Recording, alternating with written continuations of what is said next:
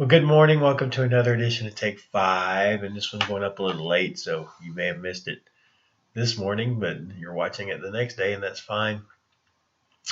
And I told you yesterday that this 10th commandment is the one that when you break it, it leads to breaking a lot of the other commandments. So let's look at it. We're in Exodus 20, verse 17. You shall not covet your neighbor's house.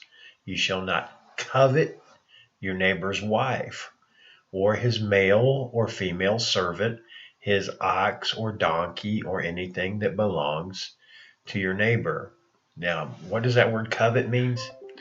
That means you want it. You want it really bad. You're not happy with what you got and you want what he's got or what she's got. Isn't this practical? I mean, this stuff was written thousands of years ago, and it's amazing how practical it is for us today, isn't it? But see, this is why people commit murder. This is why, obviously, people commit adultery, because somebody wants his neighbor's wife. Why they steal, why they give false testimony against their neighbor because they want something someone else has. It's also why they make idols, because they want a god that somebody else has. Do you see how this works? This one is actually dealing with the heart. Some of these others are dealing with the physical aspects of it. This one's dealing with the heart. You know, Jesus dealt with the heart. He said, don't be angry with your brother. That's the same thing as murder. He said, don't lust after somebody you're not married to. All right. And that's what this one's dealing with too. But you think about even in your generation, your friends, and maybe you want that newest iPhone.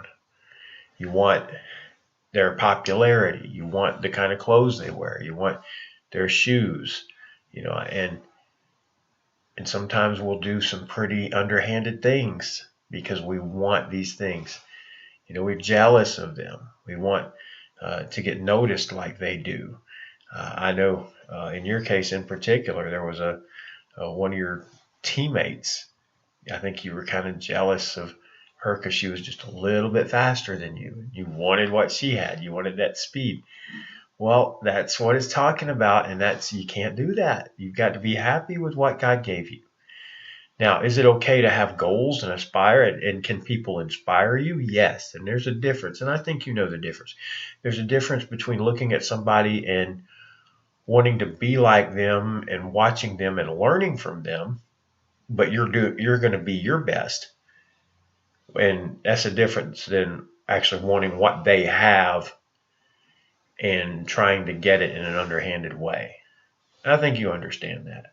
I'm sure there are people you admire. There are people you want to be like. That's okay. Obviously, we all want to be like Christ. Okay. But we don't want, just because somebody has something, oh, I'm not happy with what I have now. No, you be thankful for what you have. You look at my situation.